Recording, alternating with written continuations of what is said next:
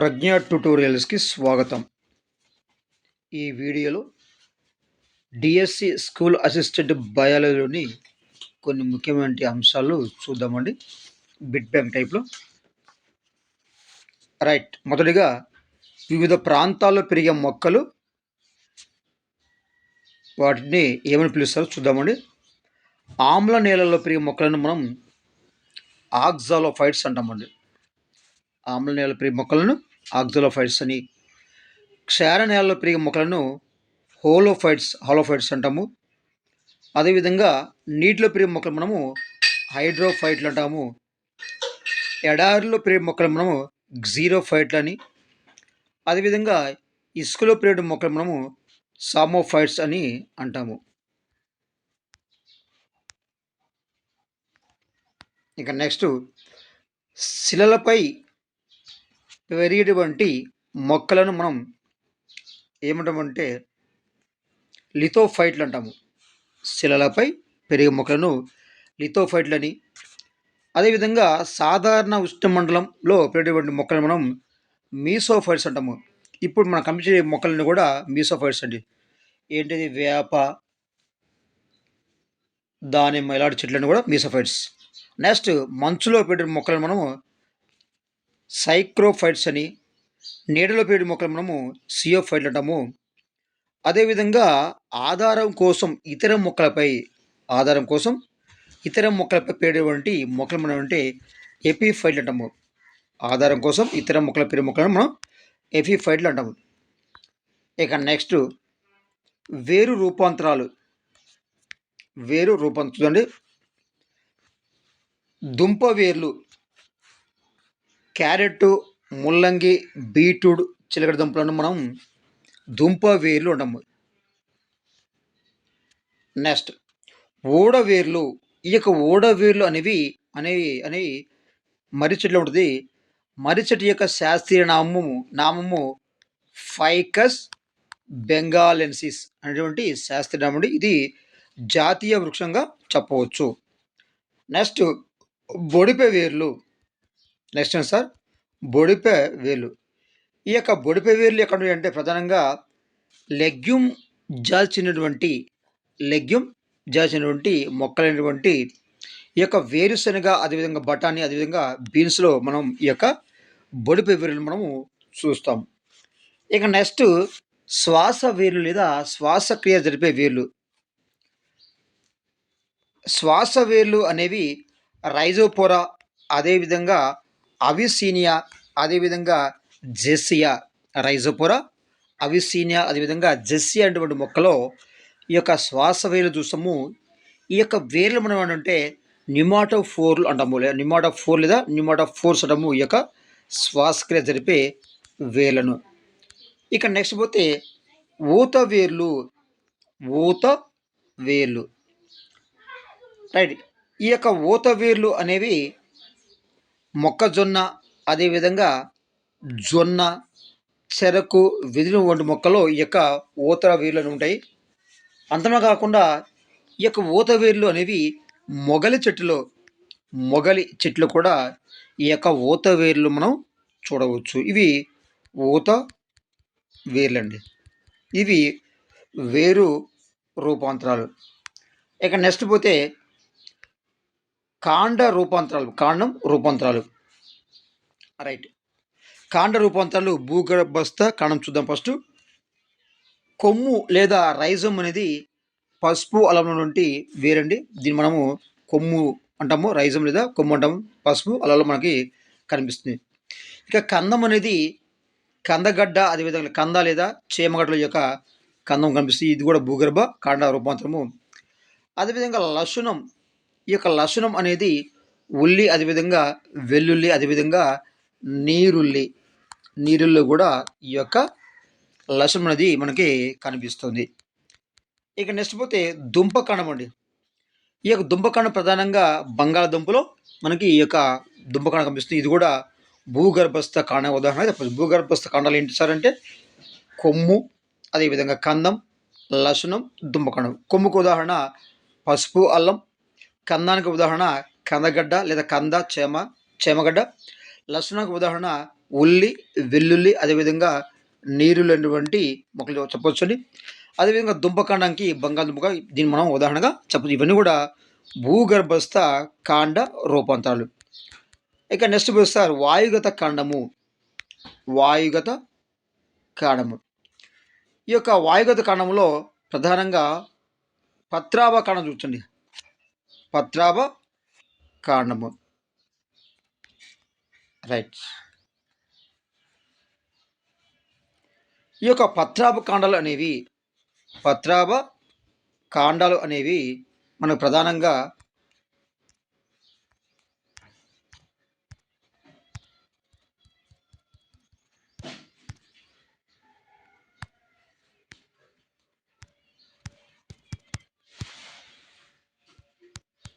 పత్రాభ కాండాలు అనేవి ప్రధానంగా కాజూరైన అదేవిధంగా ఆస్పరాగస్ ఎడారి మొక్కల్లో ఈ యొక్క బాష్పోత్సర్గం ద్వారా నీటి యొక్క నష్టాన్ని నివారించడానికి లేదా నీటి యొక్క నష్టాన్ని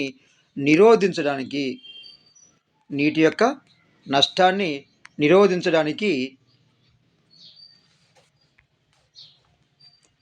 ఈ కాండం అనేది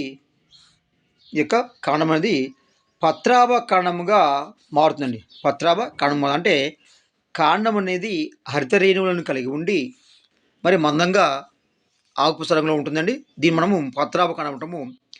ఈ యొక్క పత్రాభ కాండాల్లో ప్రధానంగా మ్యూసిన్ లేదా మ్యూసిలేజ్ అనేటువంటి ఒక జిగట రూపంలో ఈ యొక్క పదార్థం అనేది ఆ పత్రాభ కాండంలో నిలవ ఉంటుంది. అంటే ఎడారి మొక్కల్లో ఉన్నటువంటి ఈ యొక్క కాజురైన ఆస్పరాగస్ వంటి మరి ఎడారి మొక్కల్లో ఈ యొక్క బాష్పోత్సర్గం అనేది నీటి నష్టాన్ని నిరోధించడానికి ఏమవుతుందంటే ఈ యొక్క కాండం అనేది పత్రాభ కాండం మారుతుంది. దీంట్లో మ్యూసిలేజ్ అనేటువంటి జిగట పదార్థం అనేది ఉండడం అయితే జరుగుతుంది ఈ యొక్క పత్రాభ కాండాలు.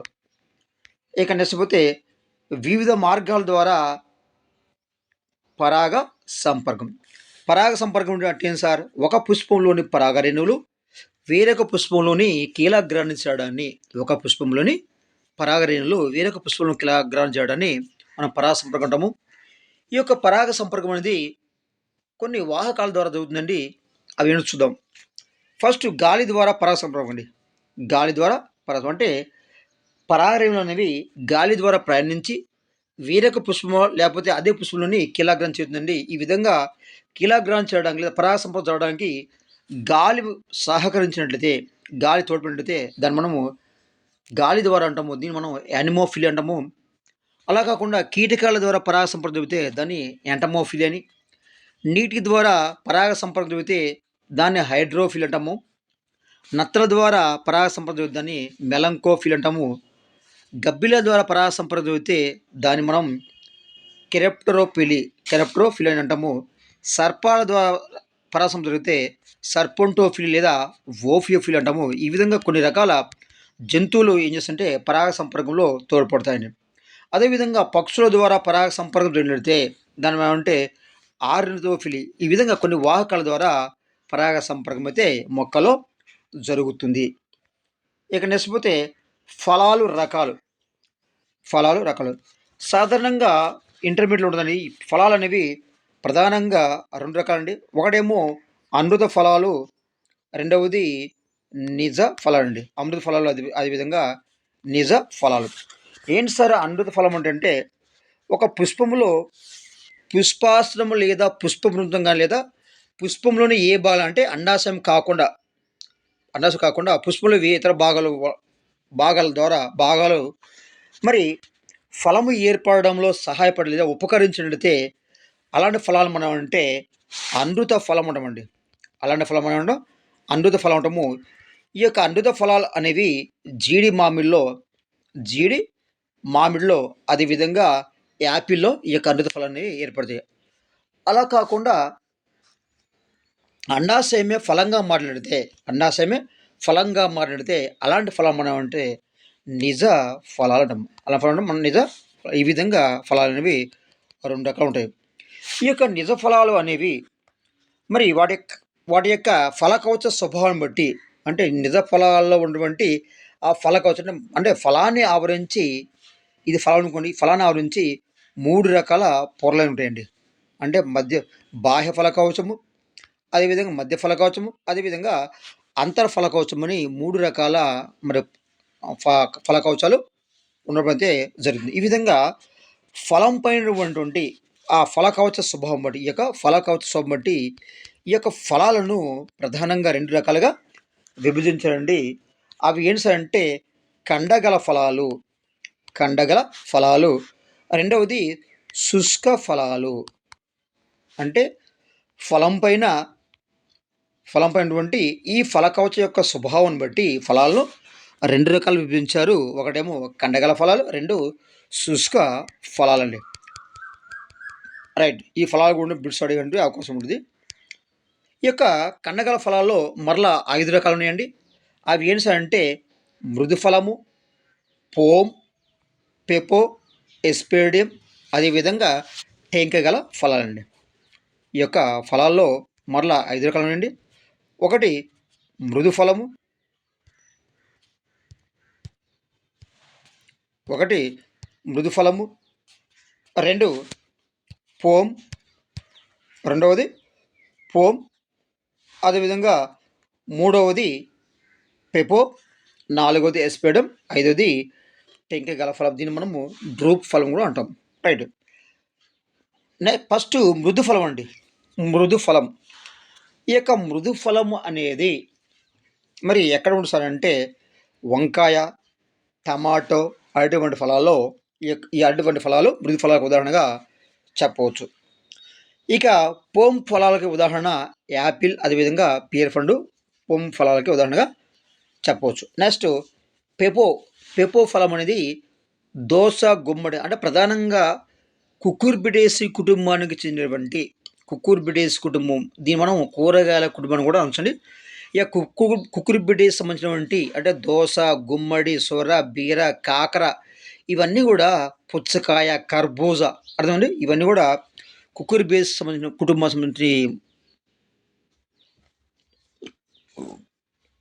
సంబంధించినటువంటి వీటన్నిటిలో ఫలం అనేది పెపో ఫలం అండి. మరి ఎక్కడ ఉంటుందంటే పెపో ఫలము దోస, గుమ్మడి, కాకర, సొరకాయ, పుచ్చకాయ వీటిలో పెపో అనే ఫలం అయితే ఉంటుంది. ఇక నెక్స్ట్ ఎస్పెరిడియం ఫలం అనేది సిట్రస్ జాతి ఉంటుందండి. అంటే నిమ్మ, బత్తాయి వంటి ఫలాల్లో ఈ యొక్క ఎస్పెరిడియం ఫలం ఉంటుంది. ఉదాహరణ నారింజ, బత్తాయి, నిమ్మ వీటన్నిటిలో ఎస్పెరిడియం ఫలం ఉంటుంది. ఇక నెక్స్ట్ లాస్ట్ది టెంకగల ఫలం అండి. టెంకగల ఫలం. ఈ యొక్క టెంకగల ఫలం అనేది వీటిని మనం డ్రూప్ ఫలం అంటాము. మరి మామిడి, అదేవిధంగా కొబ్బరిలో ఈ యొక్క టెంకగల ఫలం అయితే ఉండటమైతే జరుగుతుంది. ఈ విధంగా కండగల ఫలాలు అండి 5 రకాలండి. ఒకటి మృదు ఫలము, పోమ్, పెపో, ఎస్పెరిడియం, టెంక ఫలం. వీటికి వీటిలో ఉదాహరణలు అడిగేటువంటి ఛాన్స్ అయితే ఉంటుంది. జాగ్రత్త చూసుకుందాం. ఇక నెక్స్ట్ పోతే శుష్క ఫలాలు అంటే ఫలం పైన ఉండేటువంటి ఫలక స్వభావం బట్టి మనం ఇక్కడ 2 రకాలంటే ఒకటేమో మనం కండగల ఫలము, రెండవది అంటే శుష్క ఫలాలు. ఈ శుష్క ఫలాల్లో చూద్దామండి. లెగ్యూమ్. ఈ యొక్క లెగ్యూమ్ ఫలాలు ఎక్కడ ఉంటాయంటే చిక్కుడు, బఠానీ, వేరుశనగలో ఉన్నటువంటి ఫలాలు లెగ్యూమ్ ఫలాలండి. మరి గుళిక లేదా క్యాప్సూల్ గుళిక ఫలాలు ఎక్కడ ఉంటాయంటే బెండ, అదేవిధంగా పత్తి అండి. అంటే ప్రధానంగా ఇవి మాల్వేసి కుటుంబం చెందినటువంటి బెండ, పత్తి మొక్కలో క్యాప్సూల్ లేదా గుళిక ఫలాలు ఉంటాయండి. అదేవిధంగా కవచ బీజకం. ఈ కవచ బీజం ప్రధానంగా గ్రామినేసి కుటుంబం. దీన్ని మనము పోయేసి కుటుంబం అంటే గ్రామినేసి లేదా పోయేసి కుటుంబం చెందినటువంటి ఈ యొక్క ఏకదళ బీజాలు అనేటువంటి మరి వరి, గోధుమ, మరి మొక్కజొన్న వంటి ఫలాల్లో మరి ఏముంటుందంటే ఉన్నటువంటి దాని ఫలం ఏంటంటే కవచ బీజకం. ప్రధానంగా దీనిలో వరి, గోధుమ, అదేవిధంగా మొక్కజొన్న ఉండటం జరుగుతుంది. ఇక నెక్స్ట్ పోతే సిప్సెల్లా ఫలం అండి. సిప్సెల్లా ఫలం అంటే గడ్డి చామంతి అండి. ఆస్ట్రేస్ కుటుంబించినటువంటి గడ్డి చామంతిలో. అదేవిధంగా నెక్స్ట్ పోతే సన్ఫ్లవర్ అండి. సన్ఫ్లవర్ కూడా ఈ యొక్క సిప్సెల్ ఫలం ఉంటుంది. రైట్. గడ్డి చామంతిలో. నెక్స్ట్ పెంకుగల ఫలం. దీన్ని నట్స్ అంటాం. ఈ యొక్క పెంగల ఫలం ప్రధానంగా జీడి మామూలులో ఉండడం అయితే జరుగుతుంది. ఇది శుష్క ఫలాలకి ఉదాహరణ అండి. శుష్క ఫలాలకి ఉదాహరణగా మనము చెప్పవచ్చు.